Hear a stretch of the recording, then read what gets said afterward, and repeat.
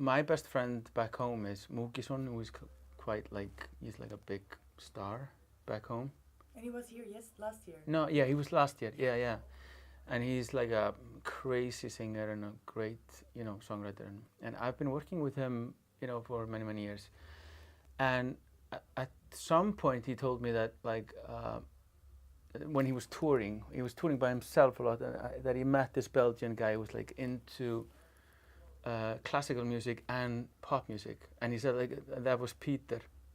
And I remembered because he was especially fond of like a piece that I arranged on Múkisson's album. It's like a short piece with a story in it. It's called Salt, and it's like a little sort of arrangement around like this sad story that his little sister actually recites or reads, on the album. I think she was 5 at the time. She couldn't even, and it's in English. She didn't even know what she was saying, but it was, and anyway, Pétur got like he sort of got the idea from there that they should work together, and he didn't know about me, of course.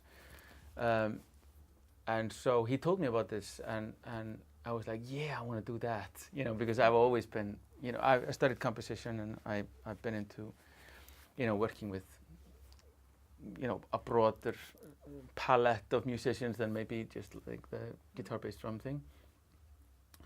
So so at one point, I think it was 2015, we decided that we would do something, and we did the Loom of Mind. And from there, me and Pétur and the rest of Box actually just kept in touch. And they've been, getting me over for, miXmass, and also I did Boss Festival and the starting of the Baroque year.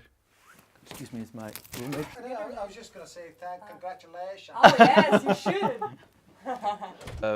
I love Belgian people in general. They've just always been so kind to me. And I mean, of course, I know them through a strong artistic community, which is the Box sort of whole family.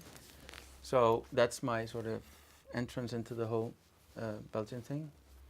But also before, I played one gig before, I think in Brussels.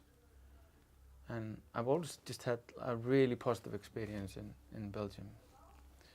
And I want to keep coming back. So your wild dreams, if you can pronounce one, another connection with Belgium and more work with Pétur? Yeah, this is probably my wild dream, that I am like just being able to play with them. Because if you'd have to do something like that in Iceland, it's like super expensive, and you can't really do it. And so you have to have some sort of. He has like a system around him that, enables him to be able to do that stuff, which is both brave and beautiful and on the cutting edge of something. I mean, it's not normal classical music, and it's not like, weird avant-garde either. I mean, every artist, and he handpicks them. If you think about them, they're all kind of warm.